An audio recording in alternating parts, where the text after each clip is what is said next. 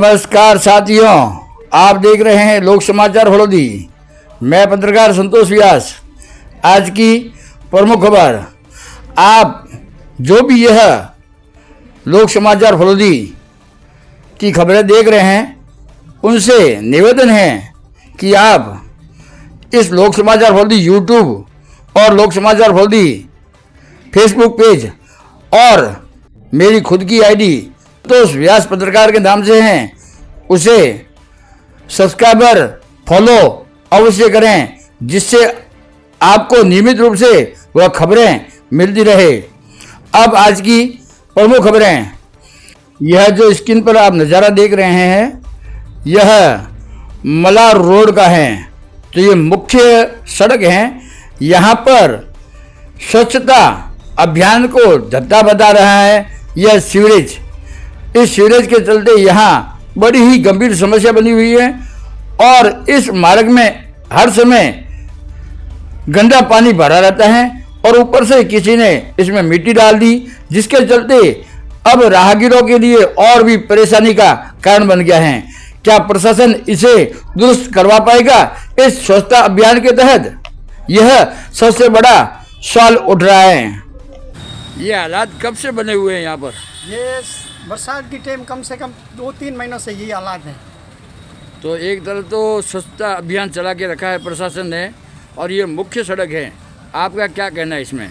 हमारा यही कहना है कि इसमें कोई सुनाई हो नहीं रही है, काफ़ी टाइम से पड़े और गाड़ियाँ भी आती है, जो टैक्सी वगैरह गाड़ी वगैरह, उनको बहुत परेशानी होती है। कई बार तो 2-4 गाड़ियों इसमें गिर भी गई है और तो, कई लोगों के चोटें भी आई हैं। तो इन खड्डों में ऐसा लग रहा है मिट्टी डाली है नगर परिषद ने। ये किसी बेहतर लोगों ने डाली है, नगर परिषद ने नहीं डाली। चलते हुए राहगीरों ने कोई समस्या समाधान के लिए डाली, लेकिन समस्या समाधान हुआ नहीं अभी तक। ये पानी कहाँ से, सीवरेज का है या कौन? सीवरेज का है। कि सीवरेज तैयार नहीं हो रही है क्या? ये सीवरेज तैयार हो नहीं रही। सीवरेज होती है, थोड़ी बहुत करते हैं कभी कभी, पर फिर वैसे ही हो जाती है वापस। तो अब आप क्या चाहते हो? हम ये चाहते हैं, समाधान चाहते हैं कि सीवरेज भी तैयार हो और ये खड्डा भी तैयार हो। और क्या चाहते हैं? वहीं आज की अगली खबर, आज जिला कलेक्टर फलोदी ने जांबा पुलिस का अचानक निरीक्षण किया। वहीं महत्वपूर्ण प्रकरणों व महिलाओं से संबंधित प्रकरणों में थाना अधिकारी को स्वयं घटनास्थल पर पहुंचकर कार्रवाई सुनिश्चित करने के भी निर्देश दिए हैं। अब खबर विस्तार से। जिला कलेक्टर फलोदी एचएल अटल ने आज शुक्रवार को पुलिस थाना जांबा का निरीक्षण करते हुए थाने के विभिन्न कक्षों का निरीक्षण कर व्यवस्थाएं जांची। वहीं उन्होंने थानाधिकारी से अपराध नियंत्रण के लिए की जा रही कार्रवाई के संबंध में भी जानकारी देते हुए आवश्यक निर्देश जारी किए हैं। आपको बता दें, जिला कलेक्टर ने थाना क्षेत्र में अपराधों के संबंध में जानकारी देते हुए थाना अधिकारी अशोक कुमार को सतर्कता के साथ अपराध नियंत्रण के लिए आवश्यक कार्रवाई करने के निर्देश दिए। इस दौरान उन्होंने एफआईआर रजिस्टर, हथियार register, crime record, history sheeter सूची की जांच करते हुए क्षेत्र में नियमित गश्त करने तथा वाहनों की जांच करने के भी निर्देश दिए।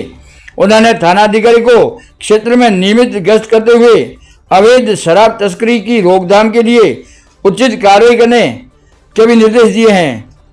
वहीं इस दौरान जिला कलेक्टर ने एनडीपीएस एक्ट व आबकारी में जब्त सामग्री के निस्तारण के लिए संबंधित उच्च अधिकारियों को समय समय पर पत्र प्रेषण कर कार्रवाई सुनिश्चित करने के निर्देश देने के साथ ही लंबित प्रकरणों की समीक्षा करते हुए उन्होंने थानाधिकारियों को प्रकरणों में वांछित कार्रवाई पूर्ण कर निस्तारण करने के निर्देश दिए। वहीं धारा 126, 135/3 BNS के अंतर्गत समन संबंधित व्यक्ति को ही शामिल कराने के निर्देश दिए, जिससे प्रकरणों के निस्तारण में अनावश्यक विलंब नहीं हो। गिरफ्तार व्यक्तियों के रजिस्टरों की जांच करते हुए थानाधिकारी को गिरफ्तार किए गए व्यक्तियों के फोटो रजिस्टर में लगाने के भी निर्देश दिए हैं। इस दौरान उन्होंने नागरिक रजिस्टर, चरित्र सत्यापन रजिस्टर, समन वारंट, कुर्की वारंट की तामीली स्थिति की समीक्षा करते हुए आवश्यक निर्देश दिए। वहीं हवालात का निरीक्षण करते हुए उन्होंने बंद अपराधी से बात करते हुए आवश्यक जानकारी ली व थानाधिकारी को नियमानुसार कार्य करने के निर्देश दिए। इस दौरान उन्होंने थानाधिकारी को पौधारोपण अभियान के तहत थाना परिसर में पौधारोपण करने तथा कार्यालय में सूचना का अधिकार, धूम्रपान वर्जित आदि के बोर्ड लगाते हुए आम जन को जागृत करने की दिशा में आवश्यक कार्रवाई करने के निर्देश दिए हैं। वहीं आज की अगली खबर, श्री यादव माटी कला बोर्ड के अध्यक्ष टांग आज शुक्रवार को फलोदी पहुंचे। अब खबर विस्तार से। श्री यादव माटी कला बोर्ड अध्यक्ष प्रहलाद टांग आज शुक्रवार दोपहर के बाद फलोदी पहुंचे, जहां पर प्रजापत समाज के लोगों ने टांग का स्वागत किया। उसके बाद प्रजापत समाज के लोगों ने अध्यक्ष टांग को माटी को लेकर अपनी समस्या भी बताई और श्री यादव माटी कला बोर्ड को संवैधानिक दर्जे को लेकर ज्ञापन भी सौंपा। इस दौरान उन्होंने पत्रकारों के सवालों के जवाब भी दिए।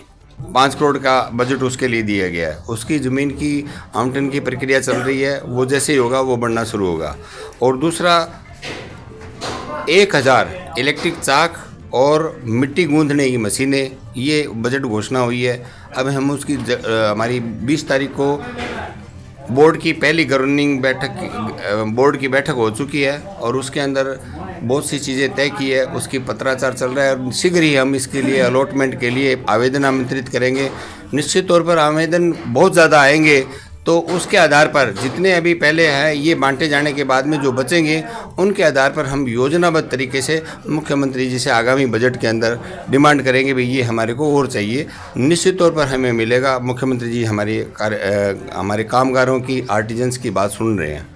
इस योजना में अलग अलग जिले के लिए कोई कोटा आवंटित करके रखोगे या इसके लिए सब जगह जो है आस पड़ोस वालों को ही पहले मिलेगा? ऐसा है कि इसकी एक पारदर्शी नीति बन रही है। मैं आज डिस्क्लोज नहीं करूंगा, वो नीति बनेगी जब आप सब लोगों के सामने आएगी, क्योंकि 1000 चाक है, बहुत छोटी सी बात है और आर्टिजन हमारे बहुत बड़ी संख्या में आएंगे। जितनी संख्या में उनके आवेदन आएंगे उसके हिसाब से हम तय करके एक बहुत पारदर्शी नीति के तहत इसका आयोजन करेंगे और बांटेंगे। आपको एक चीज़ ये पूछ रही थी कि फलोदी और जैसलमेर साइड में कुमार समाज के काफ़ी लोग हैं और वो काफ़ी पिछड़े हुए हैं। वो आजकल इस धंधे से हटकर दूसरे धंधे की तरफ उनका रुझान हो रहा है, क्योंकि उनको मिट्टी उपलब्ध हो रही है, काफ़ी समस्या आ रही है। उसके संबंध में आप क्या कार्रवाई करोगे? ऐसा है कि जिस तरीके से अभी पोखरण के अंदर मुझे बुलाया नहीं गया, मेरे ध्यान में आया कि वहाँ पर मिट्टी की उपलब्धता में समस्या आ रही है, तो मैं अपने आप, क्योंकि ये मेरा दायित्व है, उसी फर्ज को निभाने के लिए मैं यहाँ आया हूँ। आज वहाँ जाऊँगा। आज का दिन तो पूरा दिन लोगों से, अपने ये हमारे समाज बंधु जो काम करने वाले हैं, कामगारों से मिलने में बीता है। कल के दिन वहाँ के एरिया को देखना है। हमारे जो पोखरण की एक वर्ल्ड फेम जगह है जहाँ पर माटी कला का उसका प्रसिद्ध नाम है, उस कला को बचाने के लिए भारतीय जनता पार्टी की सरकार प्रतिबद्ध है, मैं प्रतिबद्ध हूँ। हम निश्चित तौर पर उसमें कई सही ढंग से काम करेंगे। एक जानकारी ये आ रही है कि फलोदी के अंदर एक तालाब था जिस पर अतिक्रमण हो चुका है, जहाँ से ये लोग मिट्टी लाते थे, आज वहाँ पर पूरा अतिक्रमण हो चुका है, तो इनके लिए भी मिट्टी की वो समस्या है जो आप बता रहे हो। ऐसा है कि ये प्रकरण मेरे ध्यान में अभी आप लेके आ रहे हो। यहाँ के लोगों से मेरी अपील है कि वो इसको एक विधिवत प्रक्रिया के द्वारा मेरे पास पहुँचाए। निश्चित तौर पर कोई कार्यवाही होगी। सरकार तो आपकी है, तो पोखरण में जो रिक्को कट रहा है उसी के लिए है, उसी सरकार में तो मैं उसी, देखिए आप, ऐसा है एक काम घटना होने के बाद में आए तो उसके बाद में जो हो सकेगा वही हो सकेगा ना। उससे पहले का तो या तो हमारे लोग जागते, उससे पहले रुकवाते तो पहले की बात होती।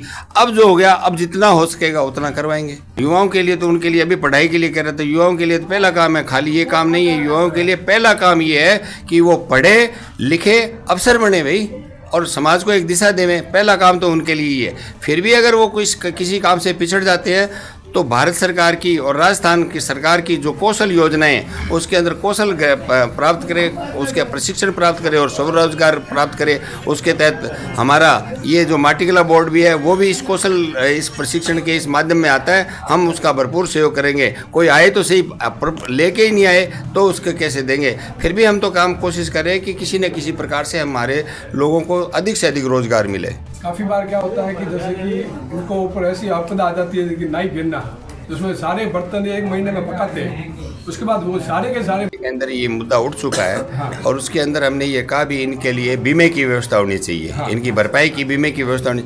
तो बोर्ड की बैठक में यह तय किया गया कि पहले इसकी स्टडी की जाए कि सरकार के द्वारा, केंद्र की हो, राज्य सरकार की हो या आपदा बीमा में कोई योजना चल तो नहीं रही है, उसका पूरी तरीके से सर्वे करके उसकी एक योजना बना के अगर कहीं से मिल रहा है तो वो लाभ दिलाना शुरू करेंगे तुरंत प्रभाव से। नहीं तो फिर इसको हमारे बोर्ड की तरफ से मुख्यमंत्री से मांग करके आगे घोषित करवाने की कोशिश करेंगे। वहीं आज की अगली खबर, बैंकिंग समन्वय समिति की बैठक आज जिला कलेक्टर द्वारा रखी गई। जिला कलेक्टर ने बैंकिंग क्षेत्र की योजनाओं की समीक्षा करते हुए पात्र लोगों को लाभान्वित करने तथा लंबित ऋण आवेदनों का समय पर निस्तारण करने के निर्देश दिए हैं। अब खबर विस्तार से। जिला कलेक्टर HL अटल की अध्यक्षता में कृषि मंडी सभागार कक्ष में आज शुक्रवार को समन्वय समिति की बैठक आयोजित की गई। बैठक में वित्त वर्ष 2023-24 की जिला शाखा योजनाओं की समीक्षा करते हुए प्रगति रिपोर्ट ली। वहीं जिला कलेक्टर ने सभी बैंकों को 100% आम जन को सामाजिक सुरक्षा योजनाओं से जोड़ने के निर्देश दिए हैं। वहीं इस बैठक में जिला कलेक्टर ने प्रधानमंत्री मुद्रा योजना, किसान क्रेडिट कार्ड योजना, प्रधानमंत्री जन धन योजना, प्रधानमंत्री जीवन ज्योति योजना, प्रधानमंत्री सुरक्षा बीमा योजना सहित बैंकिंग क्षेत्र से जुड़ी अन्य योजनाओं की समीक्षा करते हुए आम जन को लाभान्वित करने के निर्देश दिए हैं। साथ ही सभी बैंकों को लक्ष्य प्राप्ति के लिए विशेष प्रयास करने के भी निर्देश दिए हैं।